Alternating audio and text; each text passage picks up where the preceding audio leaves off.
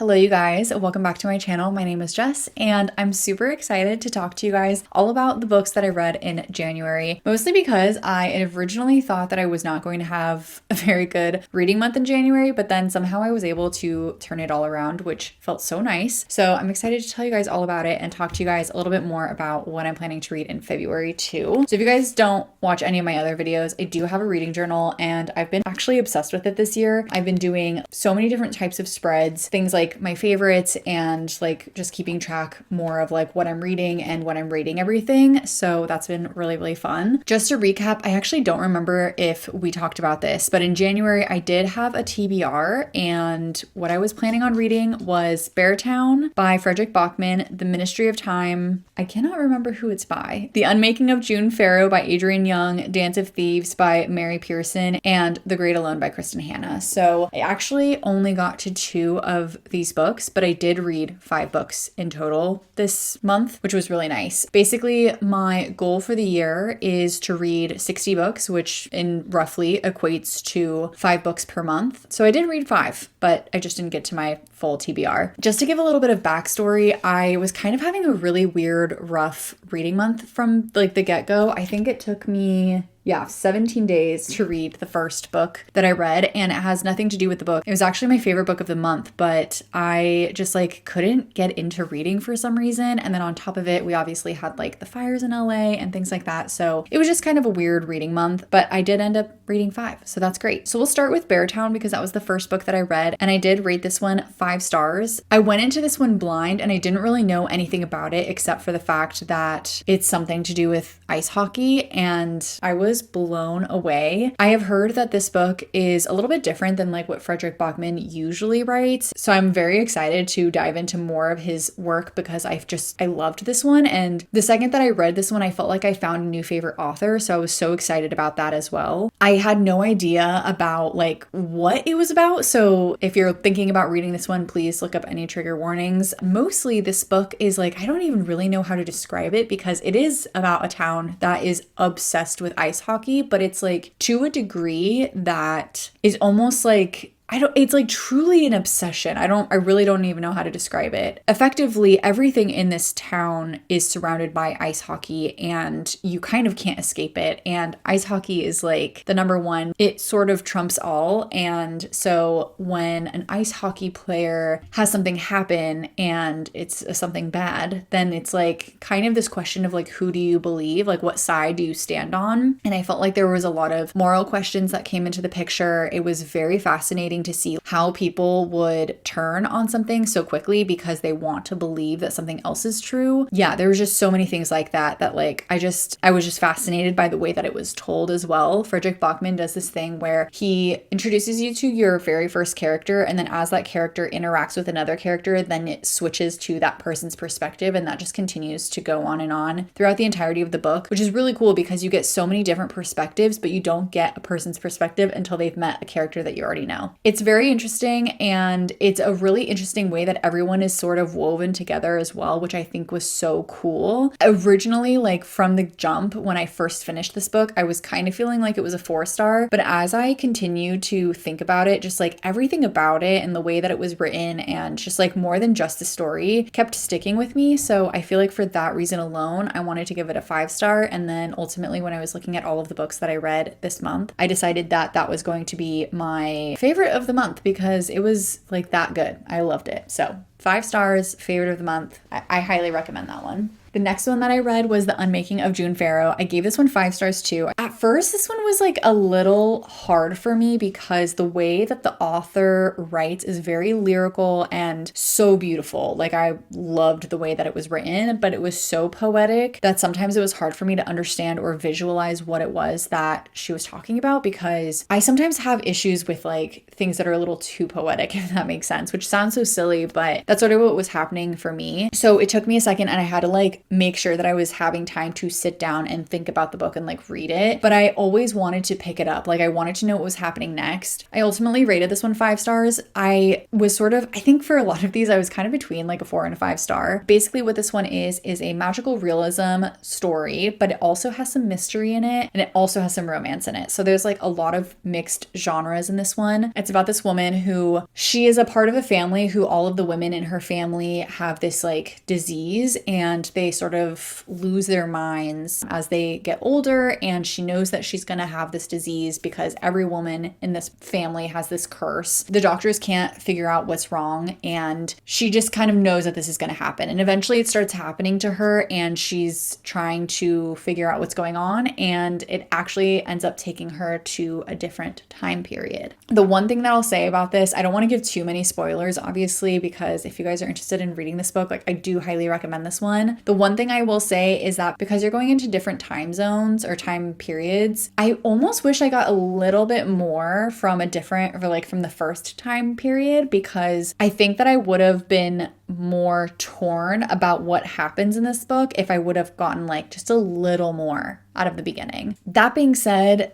the like slow burn of the romance, the mystery, understanding how all of the time jumping works was so fascinating. I also really liked that the time jumping itself had limitations to it. So you couldn't keep just like jumping time to like try to correct your mistakes or like go back and tell someone something. Like it was very limited, which was really like such a cool piece to it. Like I've never really seen that like limited feature in one of these types of books. So I thought that was really neat. It wasn't like, for example, in Dark Matter, they can just keep jumping to different worlds. That's more like a universe jumping instead of like a time jumping, but same idea. Like you can't just keep jumping, whereas in Dark Matter you could. So I thought that was a really cool plot point, I guess, that like made it like higher stakes almost because you could only do things a certain amount of times. So I really loved also that it was almost like 3 genres in one, because I never really got tired of anything, because it was like there was some romance and then all of a sudden some mystery, and then we're talking about time jumping and like just all of these different things, and that was just so cool. So really loved that one too. 5 stars. The next one that I read was actually not on my TBR. I read That's Not My Name by Megan Lally. I got this one as a recommendation because I had watched one of Faith's readings vlogs, and this was one of her 5-star books, so I decided to give it a shot. I think this is technically a YA thriller mystery type novel. Basically, it's about this girl who wakes up and she has no idea who she is or like what she's been through, but she's like bloody and she's in a ditch and she's like barely able to get herself out of this ditch, and a police officer finds her while she's walking on the street, obviously takes her into the station, figures out potentially who she is and like where she's supposed to be. And everything is kind of weird. You get 2 different perspectives in this book. Her perspective, her trying to like figure out who she is, and you're trying to figure out who she is alongside her. And then also you get another perspective of another character who's trying to find his girlfriend. The 2 perspectives bleed in together by the end of the story, obviously, which is really cool. But the twist at the end was something that I was not at all expecting. And I thought from the beginning that I knew it was going to be happening, and the twist really got me so much. And also it was an interesting dynamic with this book where like the ending was happy and sad at the exact same time. So it was very interesting, like very dynamic book. I don't really know how else to describe it, but it kept me on my toes my whole time reading it. I wanted to learn more. I never wanted to put the book down. Like I actually was like losing sleep over this book. So I really, really enjoyed it a lot. I think it was so well done. And like, despite it being a mystery thriller and, you know, having a lot of the same tropes as any other mystery thriller, I think that like the twist really, again, kept me on my toes and changed it enough that it stood out to me instead of just being similar to a lot of other books. So that was really cool too. Highly, highly recommend it if you guys are interested in more of like a mystery thriller type book. The next one that I read was The 7-Year Slip. That one I gave 4 stars. I think this was my only 4-star of the month. I gave everything else 5-star, which was so great. This was so fun and clever. I actually listened to this one as an audiobook, so I don't know how I would have rated it if I would have read it. I've seen mixed reviews. Some of my friends didn't really like this one, but I really, really enjoyed it, and I've seen a lot of people who did enjoy it. This one is another magical realism book, and I haven't really read much magical realism in the past before, but now all of a sudden we read 2 in 1 month. It's basically about this girl who lives in this apartment, and she took over this apartment from her grandmother not her grandmother. She took over this apartment from her aunt who just recently passed away. And at certain times in a person's life, this apartment will send them back 7 years. There's no, initially, you don't think there's any rhyme or reason to when this apartment is taking you back. But the aunt who previously lived in this apartment had a few rules, and one of them was to not fall in love in this apartment. What happens? She gets sent back 7 years, and there's a guy in her apartment who was subletting from her aunt at one point or another, and she ends up falling in love. It's so cute. I really like this one. I feel like I have read enough romances at this point. I think I said this in one of my reading videos, but I've read enough romances at this point that I feel like romance novels are kind of the same. Like there's always like a third act breakup or some sort of like weird miscommunication that absolutely could have been resolved, but for whatever reason, it's like a total plot point. And so I liked that this one had a literal time jumping element that did not allow for our characters to say something extra to each other or created distance that was like they were not able to get back to each other, which was really cool. These characters end up seeing each other again in the future, and it's just like the way that they eventually come back together is so fun. Again,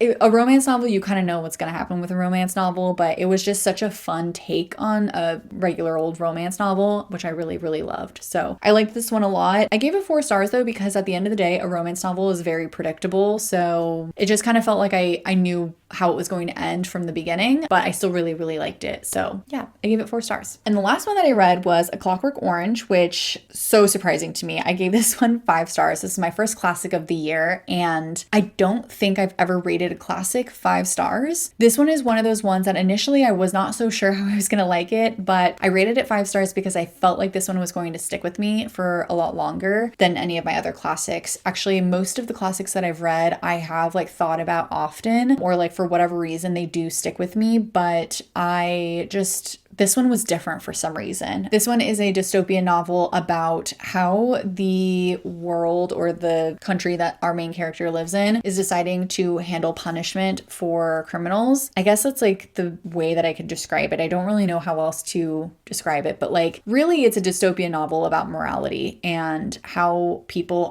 they either have to choose to be a morally right person, but like if they don't have a choice, then are they actually a good person is sort of like the question at hand. So basically it's about our main character, Alex, who is a criminal. He is going out at night. He's stealing things, hurting people. Like I won't get into the details of his crimes, but the book definitely does go into a lot of detail. Also, the book is a lot of slang. So it was a little hard at first, but there's like full glossaries and everything. If you ever read this book and you don't know certain words or like what they're talking about, you could always look up the words, which is something that I had to do for a few of them. But for the most part, you like get the hang of it. But effectively, our main character is a criminal. He eventually goes to jail. And when he's in prison, I don't remember which one he's in, but when he's there, he is introduced to a new technique of reform where they effectively inject him with something so that he gets conditioned to not like violence, basically. It's kind of like a Pavlov's dog type situation where he's injected with something, it makes him sick, and then they have him watch videos of violent crimes, and then eventually in his waking life, he doesn't like any violence. Like he actually gets sick when he sees anything or thinks about anything too violent. But again, because our main character now is forced to be moral, it's again a question of, is he choosing to be a moral person, or is this just something that was forced upon him? So that's the main premise of the story. There is a whole like third part of that book, and there's so much more detail in it that it's so good. The third section is amazing and makes you really think, and the final chapter is also like make or break. I thought that it was so fascinating that last chapter was not initially in the US edition and it's not in the movie. I really liked it. I feel like it totally changed the way that the whole story like told itself, because the last chapter just means so much more than like how it would have ended if it didn't exist, I guess. So yeah, I'm just still so surprised that they didn't want that last chapter in the publication for the US, but I really liked it. I really feel like this one made me think a lot about like current day life. I don't like that sounds so weird because like there's not a lot of similarities, but at the same time there are. It was just like very interesting to like think about how some of those things are seen in our world today. So that one was great. I really, really liked it. I highly recommend reading it. Again, it's definitely something that you have to like read a little bit slower and it takes you a little bit longer because of the language, but it was really, really good. And I'm so glad that I read this one. This one actually came as a recommendation from Leonie, who I also watch. Her videos are so great. If you guys have not ever seen her videos, definitely check them out. I love hers because they are a big mix of like, she'll read romance or thrillers or whatever, but then she'll also read these books like Clockwork Orange. And I feel like I get so much more like of like well-rounded recommendations from her. So I really love her recommendations and her take on a lot of books. So definitely check out her videos. I'm so excited to share with you guys the February TBR. Let me